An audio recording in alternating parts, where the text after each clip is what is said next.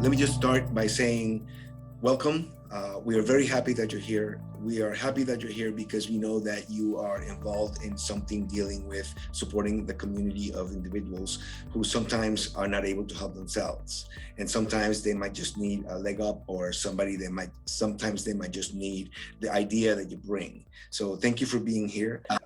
Just for background purposes, Eleazar and myself and Sam, we all work at Legal Aid of Northwest Texas, which is a nonprofit law firm which serves about 114 counties in North Texas and in West Texas. Primarily, we provide individual services, free legal services for individuals in civil areas of law. So anything from family law to landlord-tenant law to expunctions, or kind of a variety, public benefits, a variety of areas of practice areas where individuals need assistance. And the project that Eleazar and I work on, the Community Revitalization Project here, is focused more on working on behalf of nonprofit groups or community groups, both informal nonprofit organizations as well as formal 501c3 type organizations. And we do this through kind of group client representation, as well as through capacity building through community education workshops such as this one today, and sort of encouraging sort of self-help tools and so forth. So we have our kind of target area focus in Fort Worth, in Dallas, in Lubbock, and in Amarillo for the Community Revitalization Project. And we've had this in place for about 4 years. And during this time, we've worked with a number of very interesting clients doing very interesting work. And hopefully we'll have a chance to give you some examples too. Today's topic is nonprofit fiscal accountability.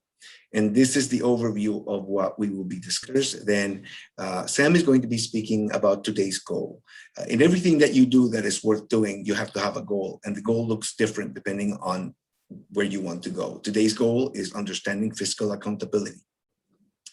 So Sam Prince is going to make that presentation. Sam Prince is the Director of Development of Legal Aid of Northwest Texas, for many, many years, a professional in the field.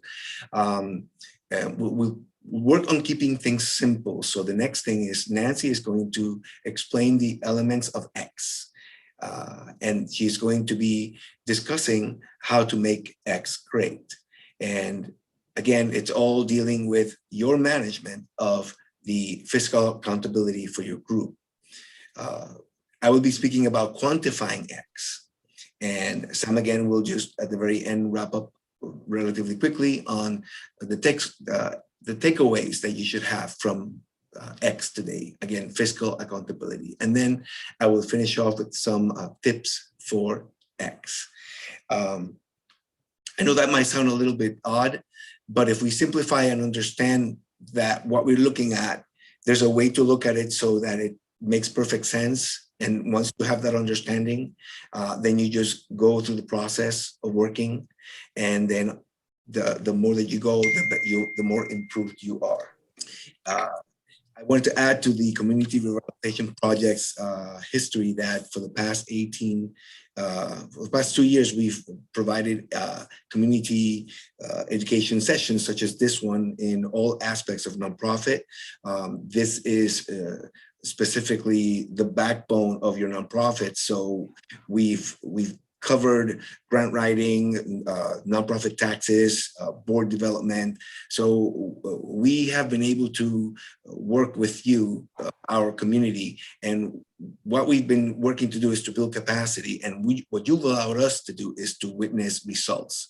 There's some of you that I've actually invited in and have been trying to come in for some reason, having difficulty, but there are organizations out there that we have seen how 2 years ago, we're just beginning, not really knowing where they were going. And in 2 years, they've had amazing exponential growth. And it's basically following the instructions of what needs to get done so that you can understand whatever your goal is, whatever your X is. So Nancy, did you want to add anything else before I move on to Sam?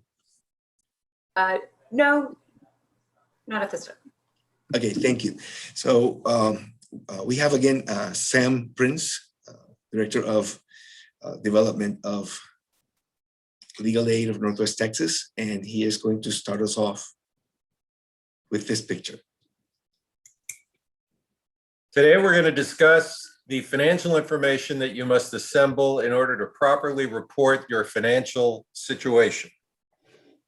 Now, when most people look at financial information, this is what they see. Total chaos. Next picture.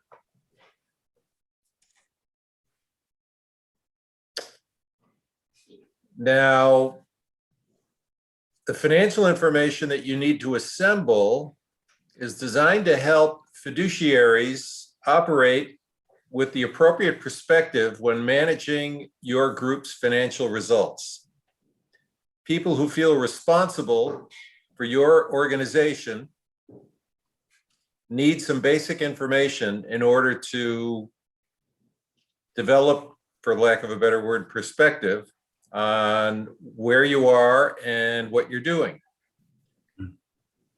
The easiest way to do that is to assemble financial information so that they have a thorough understanding of the nonprofit's various components and how they effectively work toward continuing to improve the organization's situation.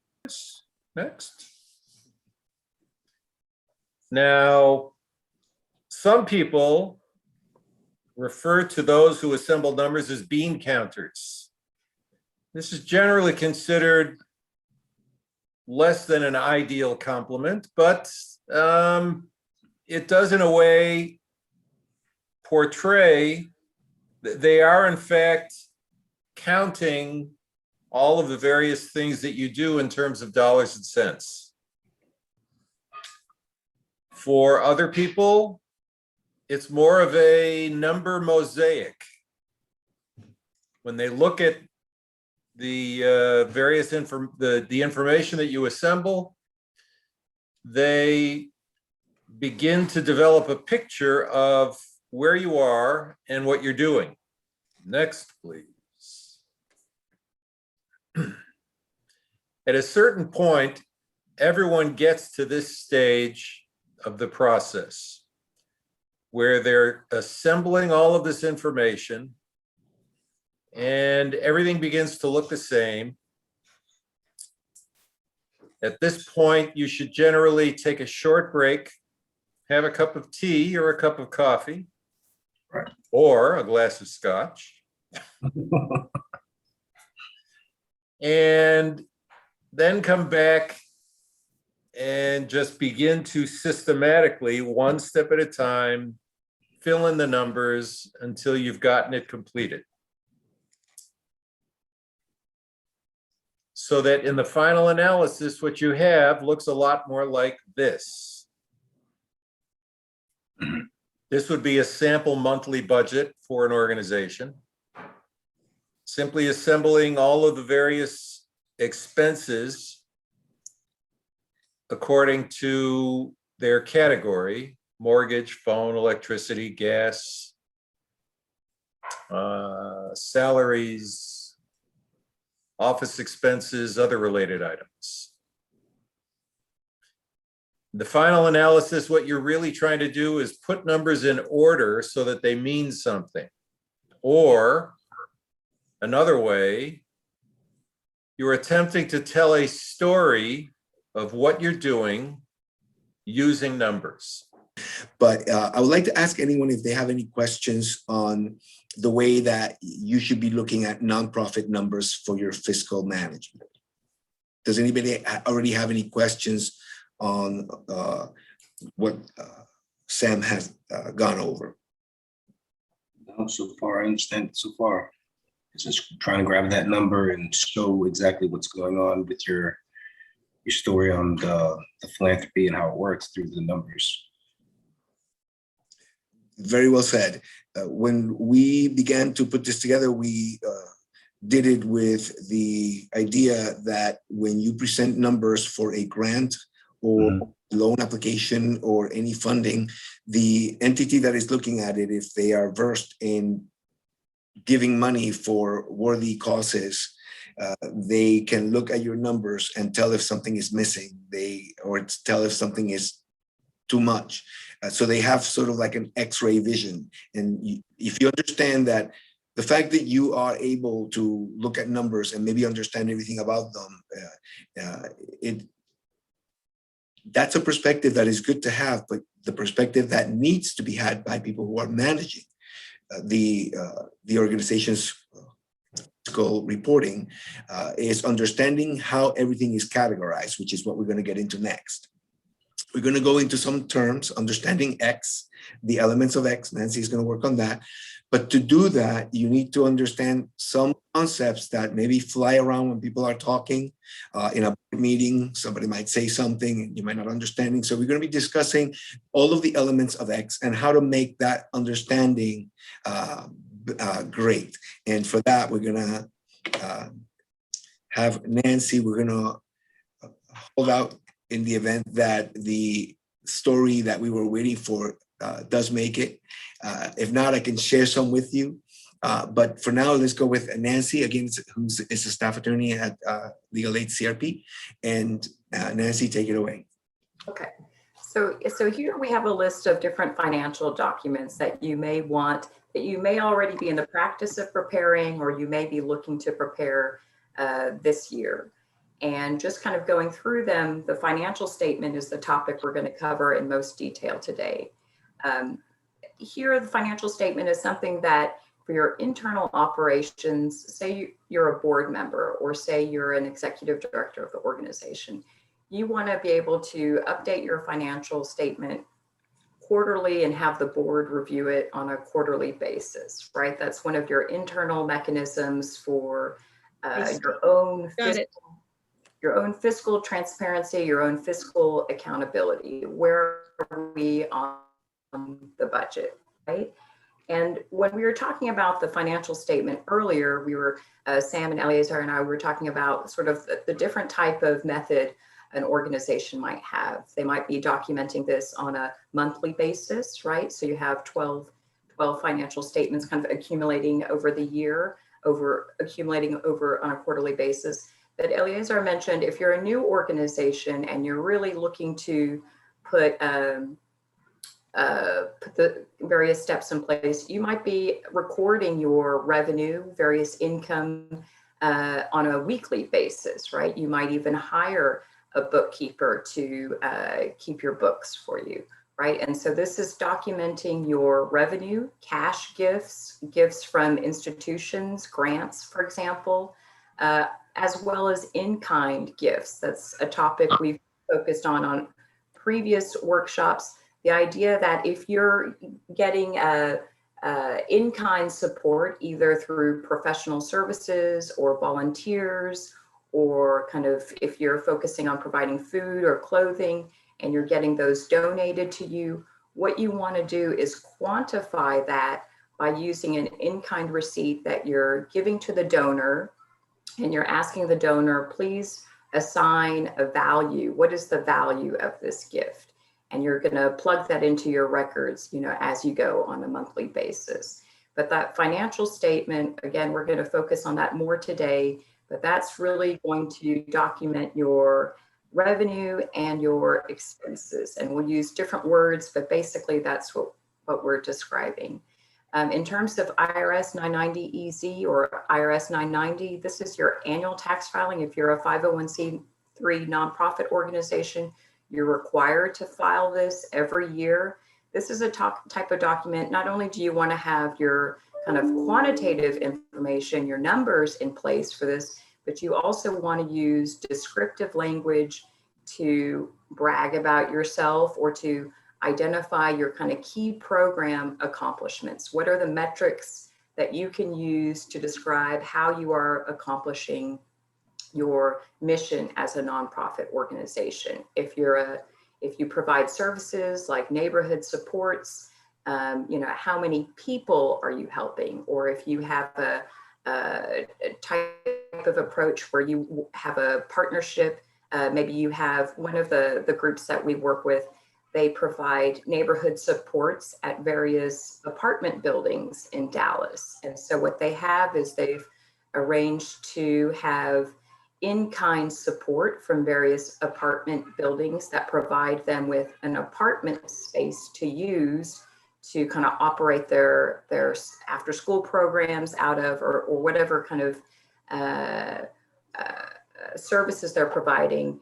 And so maybe what they would be describing in their IRS 990 is we operate, out of 20 apartment buildings, out of 15 apartment buildings, right? So in your IRS 990, this is going to be a key document that you use not only to fulfill your fiduciary duty to, maintain your nonprofit status, but also you want to have a very sound IRS 990 document, because this is one of the key documents that potential funders are going to ask you to provide potentially, because it's a good reflection of what your activities are, what your revenue, what your in-kind sources are, how you're able to leverage resources, in-kind resources, and what you've been able to do with them, right? So you're reporting your revenue and your activities for the previous year in your IRS 990. Now, the total projected revenue, we have this listed here. We worked with an organization this year that was applying for kind of a matching grant program where if a member bank provided them with some funds, a larger entity would match those funds. But in order to qualify for this, they had to be underneath a certain threshold. So the total projected revenue was one of the documents they asked for. This just identified what are kind of resources they already have, what are resources they expect for the year. And again, we urge the group that we are working for to quantify their in-kind resources. They had received a technical assistance grant with professional services from an organization. And by quantifying those services, which were valued around $25,000, that showed that this organization was receiving $25,000 in-kind support and was working on programs and activities to kind of follow through, to be part of that technical assistance grant and also to do follow through. So organizational budget, this is going to describe, for a year term, sort of what are your existing operating revenue, operating expenses. This is also a document that a potential funder may ask you for, right? Because it gives a sense of your fiscal accountability, but also your programs and activities, right? The numbers describe what your activities are. And for nonprofit groups, especially smaller nonprofit groups, grassroots groups, community-based groups, a lot of the revenue is going to be in-kind revenue, leveraging other resources in the community. And so again, this is a place where you can plug those numbers. Program budget, here we're including this. This is something that a potential funder may ask you for if you're looking to apply for a specific type of grant. Let's say it's a grant for up to $30,000, and they're asking you to describe what you would do with that $30,000 to achieve the type of work they're looking to fund, right? And in a way, there's a flow through these different documents. One is the IRS 990, again, it's demonstrating what you're already doing, what you've already done. There's a storytelling role in your IRS 990 because there is a section where you're going to use descriptive language to describe your, again, your key programs, how many people you served, the geographic area you focused on, the sort of demographic information, if that's important. If you're serving children, right, children or families, you're going to want to have as accurate a reflection of your work as possible in that, including leveraging resources from other sources. And that's important because because down the line for a program budget for a future grant, it's very likely that a potential funder would review your IRS 990 to see what kind of track record you have for operating programs that they're looking to fund, right? And so these are related documents, that they have kind of a different focus. The one that we're going to speak to, in the past, we've spoken about the IRS 990. Today, we're going to focus more really on the financial statement, the underlying document that kind of informs these various other programs. So balance sheet, income statement, cash flow statement. These financial statements really are not solely specific to nonprofit organizations, right? These are also documents that businesses or business cooperatives or worker cooperatives would also use, right? These are kind of standard financial statements, financial documents. So financial statements are written records that convey the business activities and the financial performance of a company or nonprofit organization. The balance sheet provides an overview of assets, liabilities, and equity as a snapshot in time.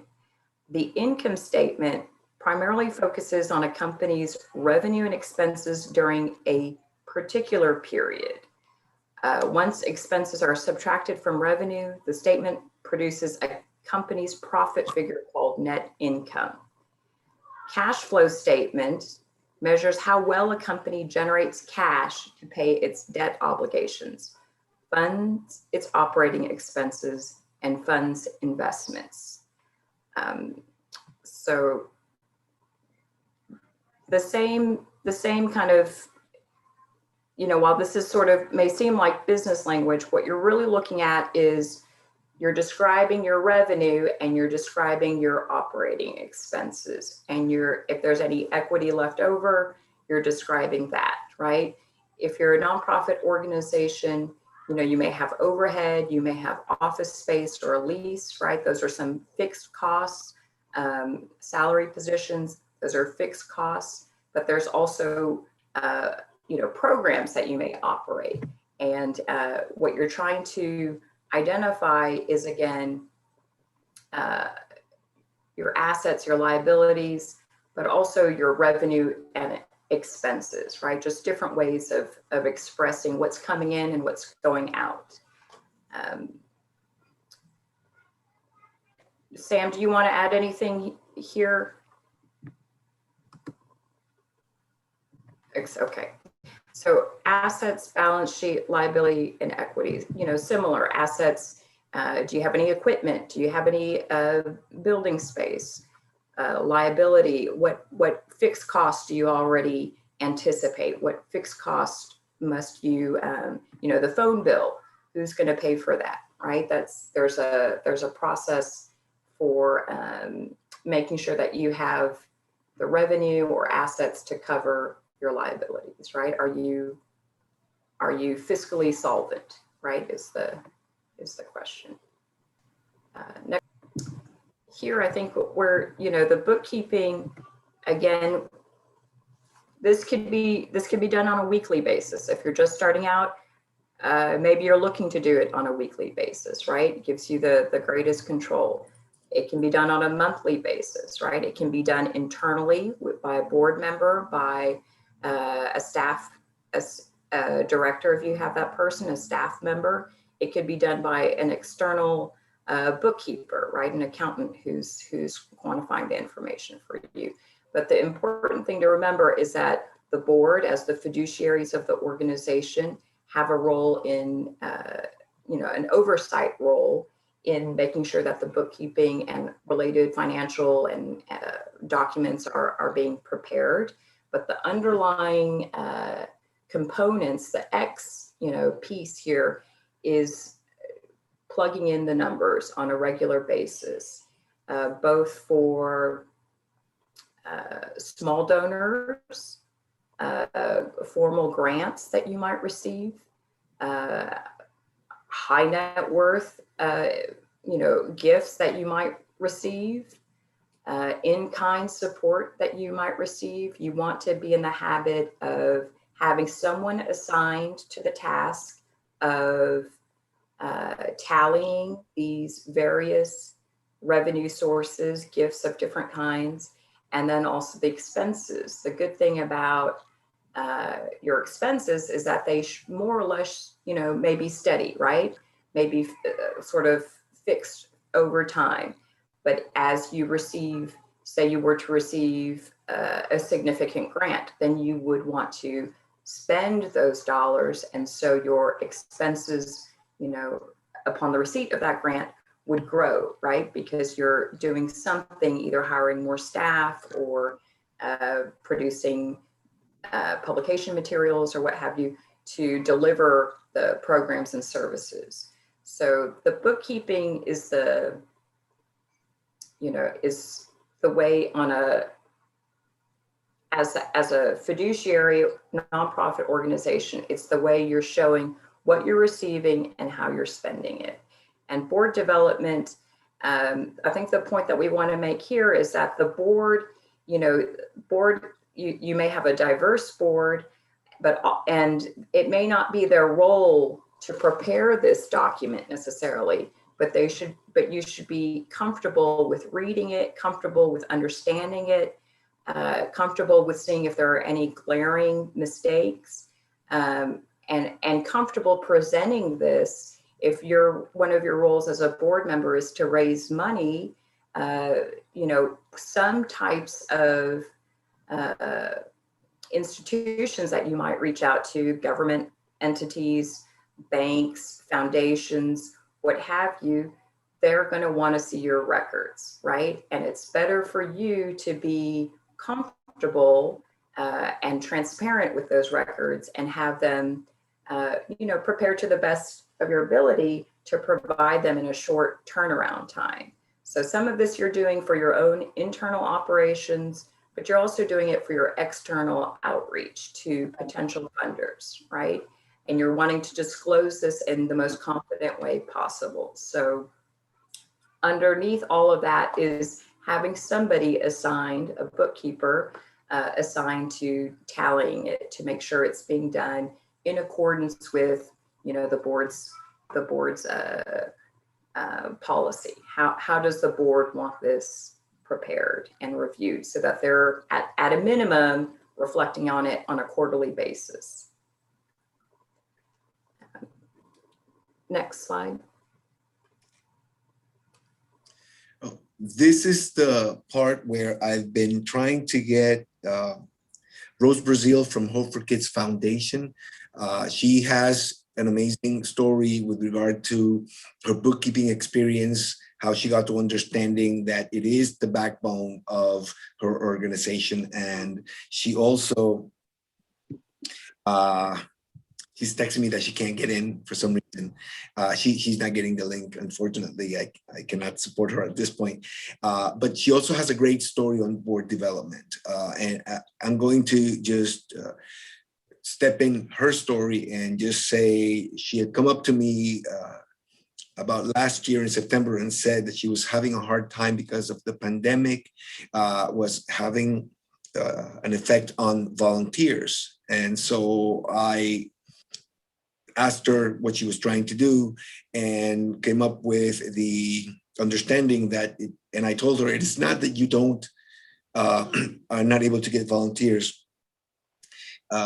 It is that you need an active board of directors. An active board of directors is a board that is working with you to support what you are looking to accomplish. You're doing really great, on a shoestring budget, and sometimes you don't even have it. There's like the shoestring is frayed, and you're doing a lot of work, but you're doing it all your own. You need to take the same passion, give it to somebody else, make sure that they join your board and teach them how it is that this machine works. So she has an amazing story. She found the link, so hopefully she'll be able to come in, and we'll get back to her because we do want to cover a couple of more items coming in and go into a question and answer session. So we will allow her to speak at the end if there's time. Uh, but just to speak on this, you need experience. This is the work through. You have somebody that has a small tool that enables you to maintain track of what came in, what went out. And then you have a group of people who are coming from different perspectives who you need to explain to them, these are these numbers. And Sam was explaining that some of them are going to come in and they're going to just look at a hodgepodge. You need to be able to explain it in a way that makes sense. That's why the bookkeeping and the budgeting is so important. All right, so we're going to go to a quick question and answer session. If anybody has any questions on anything that we have discussed so far. Okay, very good. Thank you. Okay, so if no questions, we're going to go into quantifying, which is something that I think that this is what actually stumps most nonprofits or groups that are looking to provide nonprofit reporting in 990s, because it's to them a lot of information that they need to keep track of. But the secret is that the category of items that they need to keep track of is very little, it's very small. We're not going to get into the categories themselves, but in general, your operating budget in a nonprofit, what was it that you spent, the total expenditures, what grants the nonprofit gave to the government or a government outside the United States? That's actually a question in the 990 that usually has an answer of 0 for our local nonprofits.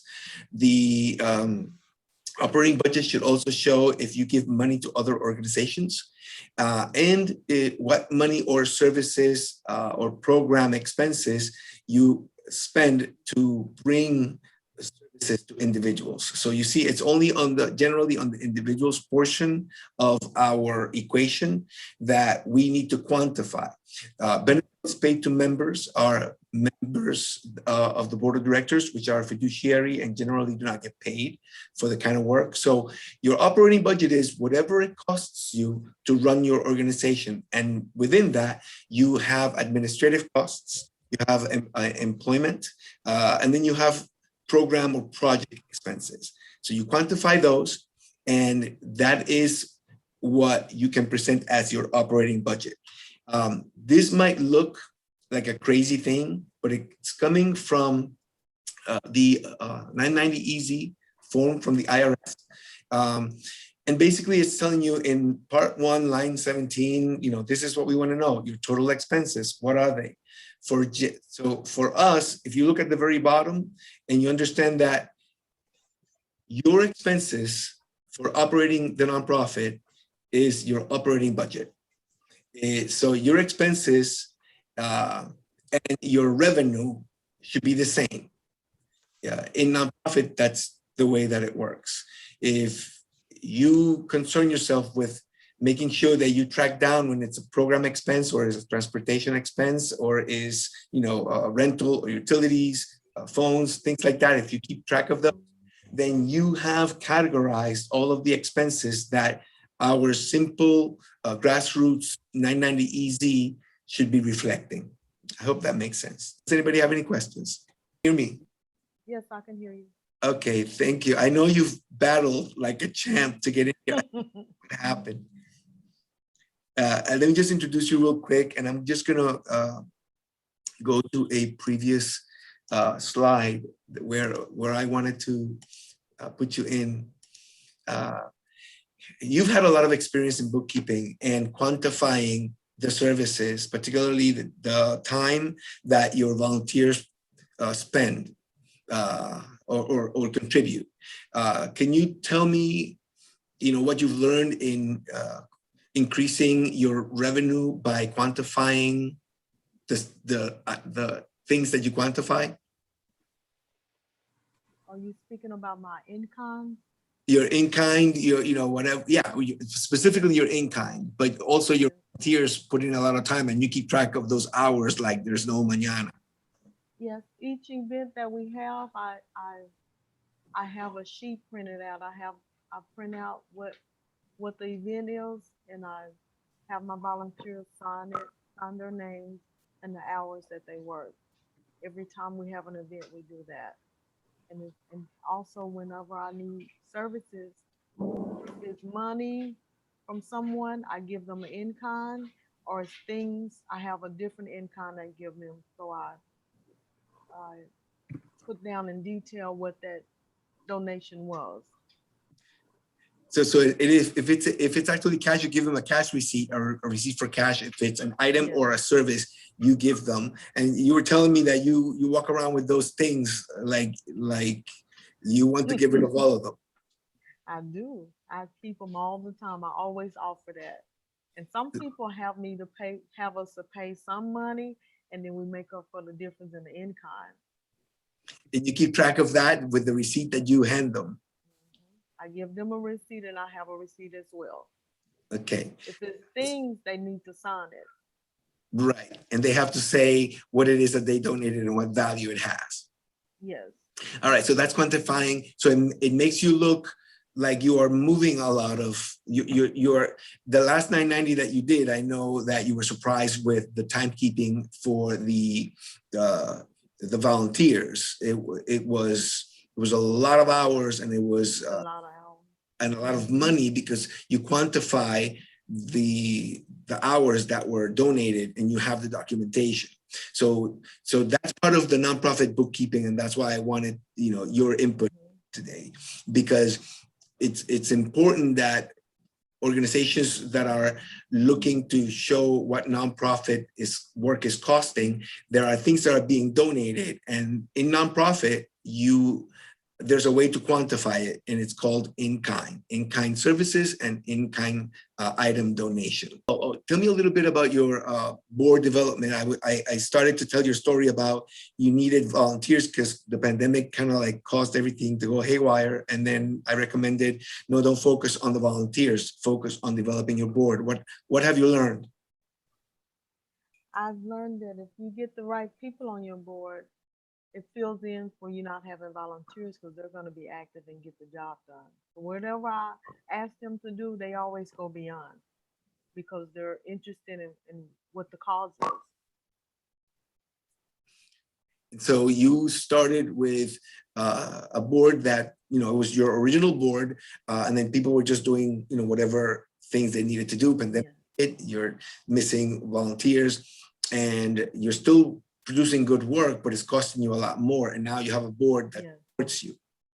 When the first board I have, they were totally inactive. They just got on it just to help me out, and I didn't need that. I still had no help. I was doing everything. But the board that I have now, they're interested. They get their family members to volunteer, and we always have more than enough help. And I know you're growing in certain areas, and you caught the attention of Nike, and they're providing some benefits for the community that you're serving, 76105. Can you tell me a little bit about that? Yes. My son went into Nike store, and he was reading a sheet where they had activities that they were doing. So he told them about us. So they wanted to partner with us. So we're going to have a event serving 1,500 people in the community. We call it a community event. We're going to have different obstacles. Nike is going to provide free shoes. We're going to have haircutting out there. Lockheed Martin, the unemployment office. I have a real estate people that are coming. The service is coming. The police is coming. The fire department. So it's going to be a huge event, September the 18th. It's amazing just to hear it, because just a year ago, we were having problems with volunteers. Yes. So thank you for sharing that, Rose. Rose has been with us since inception. 2 years ago, she received services and obtained the 501c3 for her nonprofit efforts. And she's followed us in all of the workshops, and is one of our top volunteers. When we to know what we were going to talk about, we'll say, hey, Rose, what problems are you having? What's going on in your, what's your nonprofit doing that, that. I'm sorry? In July, we're having a fundraiser. All my entertainment, I got most of them with in-kind. I got over $2,000 worth of entertainment with in-kind. That's wonderful. So, so again, board development, good bookkeeping, so that you can keep the board appraised of, what the skeletal structure, which is your fiscal accountability, to what it's looking like. Thank you, Rose. You can always feel free to continue to share. I'm going to just move this along. We're almost we're at the tail end of this. Let me just get to where we were. When you deal with 990 Easy, you don't have to worry about all this stuff. I know that it looks like just a lot of information. The main thing is to understand total expenses equals your operating budget in nonprofit. I'm going to give it to Sam to give us 3 takeaways. Yes, sir. Our 3 takeaways today are: number 1, you should understand what your financial position is, and that means you need to assemble the financial information in such a fashion that it makes sense to you. Secondly, you need to work through that information so that you can produce the documents needed to show everyone else that would be looking at your financial records that you're managed properly. And then third, you should constantly work on improving your program and your revenues and expenses so that you show yourself to be an efficiently run, effective organization. Very good. Thank you for coming, and I'm happy to release you within 1 hour of starting. Go and light your world, everyone. Thank you. Thank you very much. God bless. God bless you guys. Bye. Thank you for coming. Thanks for coming, Mark. Raymond. Yes. I'll reach out to you. I spoke to Suits for Judah. I just want to make sure that we stay connected on that project that you guys have. It's amazing. Yes. We're still working on finalizing some more paperwork, and still trying to get some groundwork on some of the helping needs services that we're providing also in the community at Crossville, helping the homeless. I'm pairing up with George, who is a decade philanthropic person, and he's been doing this service stuff for such a long time. And I'm excited to just team up with him and really just get the groundwork and learn exactly what he's been doing, and really just kind of expand on it myself and really take it home for myself and bring it across the nation. I really think we have a good step here and a good network right here. You guys are doing amazing work, and I love seeing this.